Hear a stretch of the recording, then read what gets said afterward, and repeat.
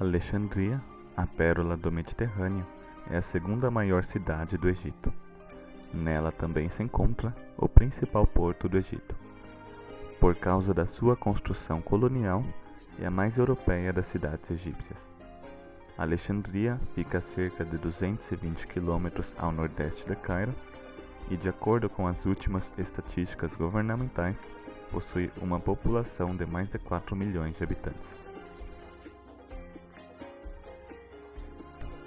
Alexandria é um grande centro de comércio do algodão egípcio. Há muitas máquinas de fiação de linho e tecelagem e outros estabelecimentos voltados à fabricação de tecido pela cidade. Outras atividades industriais incluem prósperas indústrias alimentícias, fábricas de cigarro, curtume e uma refinaria de petróleo. Devido à sua importância econômica como um centro de comércio no Mediterrâneo, Alexandria por muito tempo se manteve como colônia estrangeira. Alexandria é também a casa de um patriarca ortodoxo, Alexandre o Grande.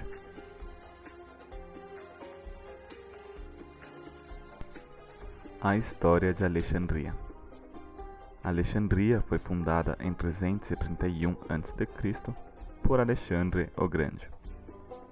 O local que ele escolheu era oposto à ilha de Faros, próximo à vila egípcia de Racotes, entre o Mediterrâneo e o lago Mariote, que ligava-se ao rio Nilo através de diversos canais navegáveis. O local foi escolhido estrategicamente, já que os portos mais antigos a leste estavam ameaçados de serem obstruídos pela lama do Nilo, como resultado de uma circulação decorrente junto à costa do sul da África, vinda do Estreito de Gibraltar. O planejamento e construção da nova cidade foram confiados ao arquiteto grego Dinócrates. Ele dividiu a nova cidade em 5 distritos, que foram nomeados de acordo com as 5 primeiras letras do alfabeto grego: Alfa, Beta, Gama, Delta e Y. Não se sabe muito sobre esses distritos, somente que os judeus moravam no delta, enquanto os egípcios moravam em um distrito a oeste, provavelmente o distrito conhecido atualmente como Amud. Entre o braço oeste do Nilo e a recém-criada cidade, um canal chamado Chédia teve que ser criado para abastecê-la com a água do Nilo. No mar em frente à cidade, havia uma pequena ilha chamada Faros. Dinócrates construiu uma passagem entre a ilha e a cidade. Esta passagem foi nomeada Epstadion, que significa a passagem dos 7 estádios. Estádio era uma medida de distância daquela época, que equivale a 187 metros atualmente. Na parte sudeste da ilha Faros, localizava-se um famoso farol, uma das 7 maravilhas do mundo antigo. Construído com pedras calcáreas brancas por Sostratos durante o reinado de Ptolomeu II Fidelfos, foi acabado em 279 a.C. Dizem que o seu tamanho original era de 140 metros. Mesmo embora tenha ocorrido diversas vezes o risco de colapso, parte da antiga torre ainda permaneceu de pé depois dos grandes terremotos de 1303 e 1326. Partes da antiga alvenaria foram incorporadas no Forte Kite Bay, quando este foi construído no século XV.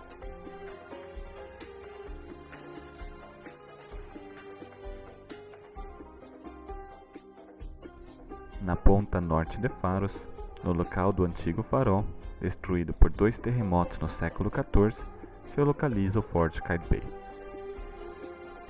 O Forte Kite Bay, em Alexandria, é considerado uma das mais importantes fortalezas de defesa, não somente do Egito, como também da costa do mar Mediterrâneo. Ele representou um importante papel no sistema de fortificação de Alexandria no século XV. Cerca de 1480 d.C., o sultão mameluco Al-Sharaf Qaitbay fortificou o local como parte de sua defesa costeira contra os turcos, que ameaçavam o Egito naquela época. Ele construiu o castelo e implantou uma mesquita dentro dele.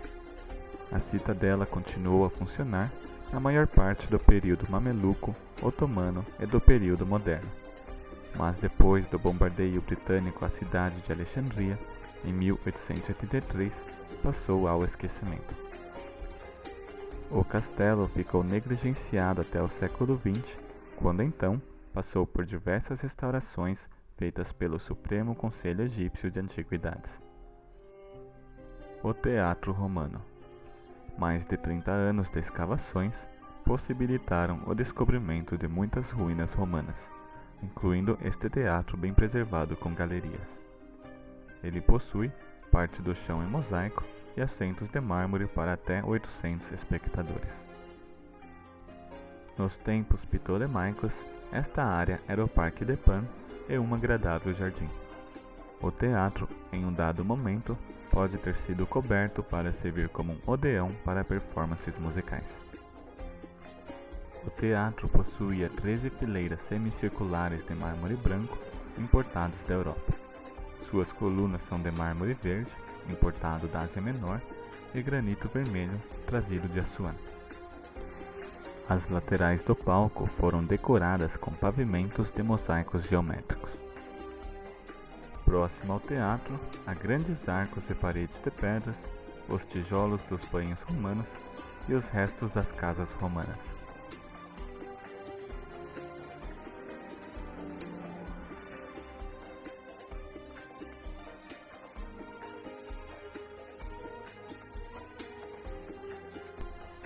O Pilar de Pompei.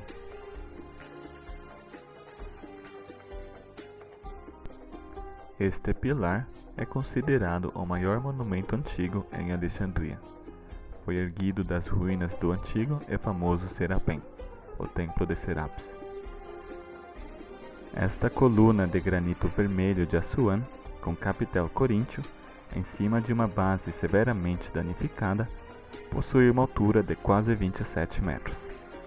Acredita-se que foi erguida pelo imperador Teodósios para celebrar a vitória do cristianismo sobre o paganismo e a destruição do Serapion em 391. Uma outra teoria mais provável é que ela foi erguida em 292 d.C. em homenagem a Diocleciano, que forneceu alimento para a população faminta depois do sítio à cidade. Na base desta coluna há um texto que diz: Póstumos, governador de Alexandria, ergueu esta coluna como gratidão ao justo imperador Diocleciano. As cruzadas, portanto, nomearam essa coluna erroneamente de O Pilar de Pompei. Uma esfinge do rei Ptolomeu IV. A esfinge do rei Hor-Em-Heb da 18ª dinastia. A esfinge do rei Ptolomeu IV. Próximo à coluna, um grande escaravelho foi encontrado sem qualquer inscrições. Acredita-se que seja do tempo da 19ª dinastia. O Pilar de Pompei, em 29 de março de 1892. As catacumbas de Comal-Xugafa. A sudeste do Pilar de Pompei, próximo da pequena mesquita El-Mire, está a entrada das catacumbas de Comal-Xugafa, escavadas na rocha no inclive de uma colina. Provavelmente, elas remetem ao século II d.C. Elas oferecem um exemplo admirável das características da fusão dos estilos egípcios e greco-romanos. As catacumbas foram o local de enterro de uma comunidade religiosa e foram descobertas em 28 de setembro de 1900, quando, por uma mera coincidência, um jumento puxando uma carroça caiu em um buraco no chão dentro de uma das catacumbas. A catacumba é composta de uma construção térrea que provavelmente servia como uma capela funerária, uma escada em formato espiral e 3 níveis abaixo do solo para o ritual funerário e o enterro.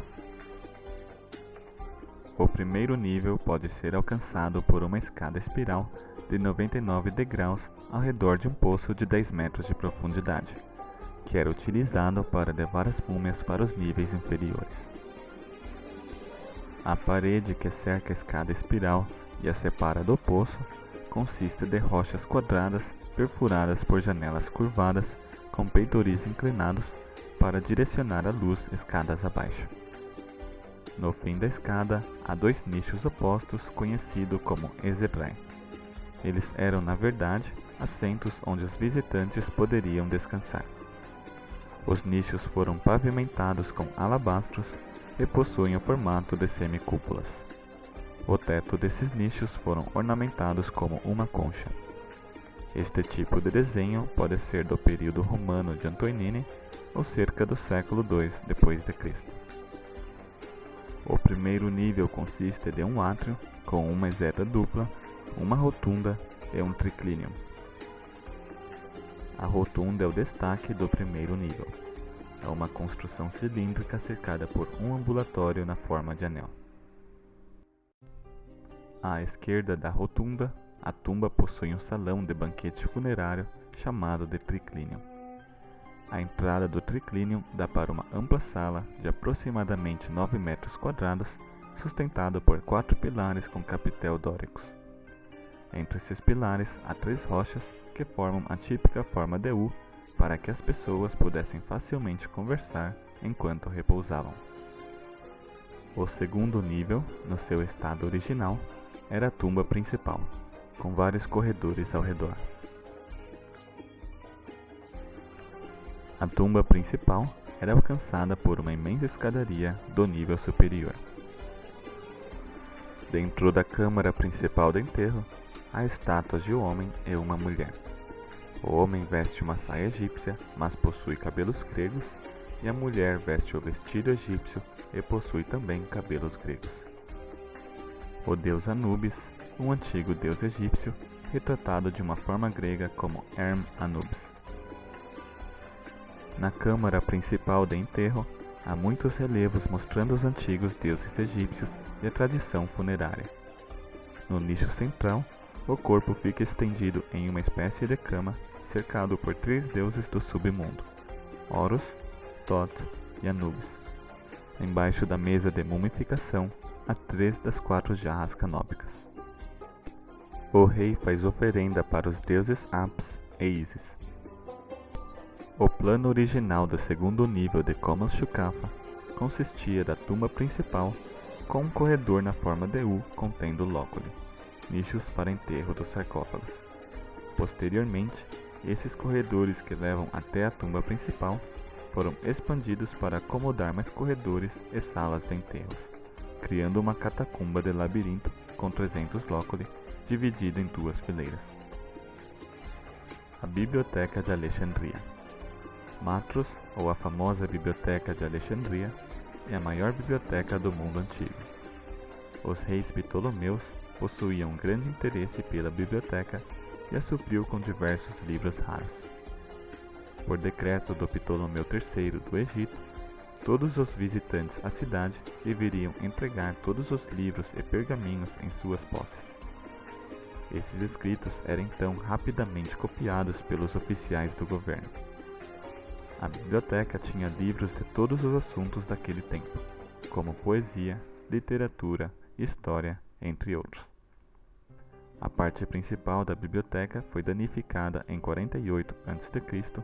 durante o incêndio que se alastrou pela cidade, enquanto o que restou foi danificado pelo imperador Oalion. A ideia de reconstruir a antiga biblioteca ocorreu em 1974, quando um comitê organizado pela Universidade de Alexandria elegeu um local para sua nova biblioteca, entre o campus e o mar, próximo de onde a antiga biblioteca uma vez existiu. A ideia de recriar a antiga biblioteca foi logo entusiasticamente aceita por outros indivíduos e organizações. Um dos principais apoiadores do projeto foi o ex-presidente egípcio Hosni Mubarak. A Unesco também defendeu a ideia de dotar a região do Mediterrâneo com um centro de excelência cultural e científica. Em 1988, ocorreu uma competição de arquitetura organizada pela Unesco para escolher o design que melhor representasse o local e o seu patrimônio.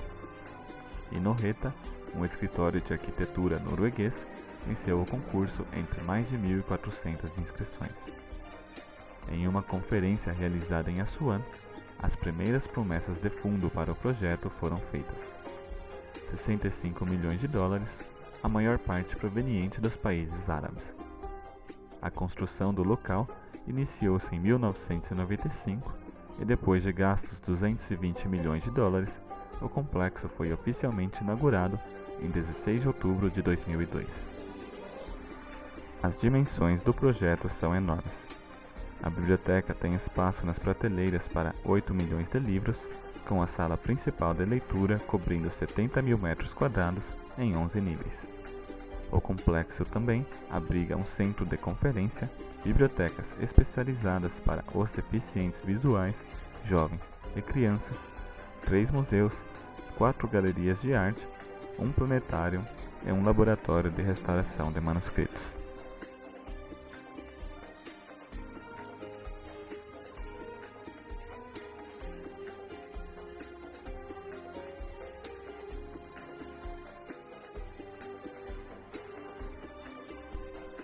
Esta fachada foi construída com 4.200 blocos de granitos de Assuan.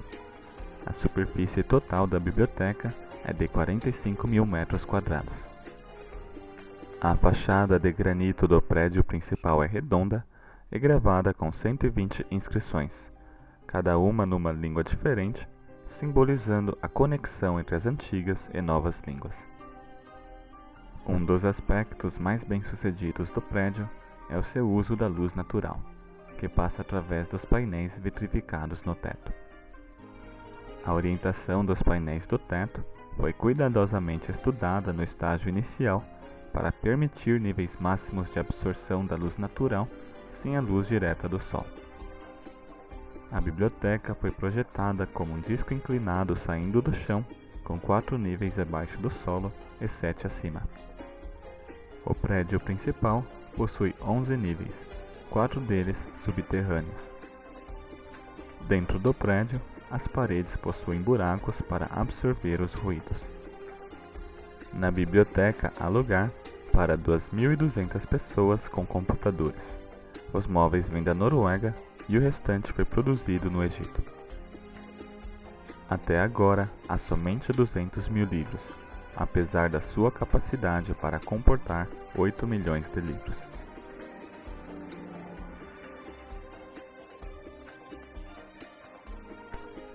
O Monumento do Soldado Desconhecido. A Mesquita El Mursi Abu al-Abbas.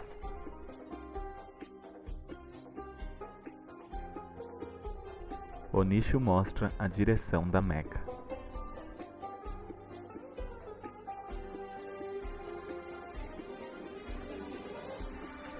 O Palácio El Montasa.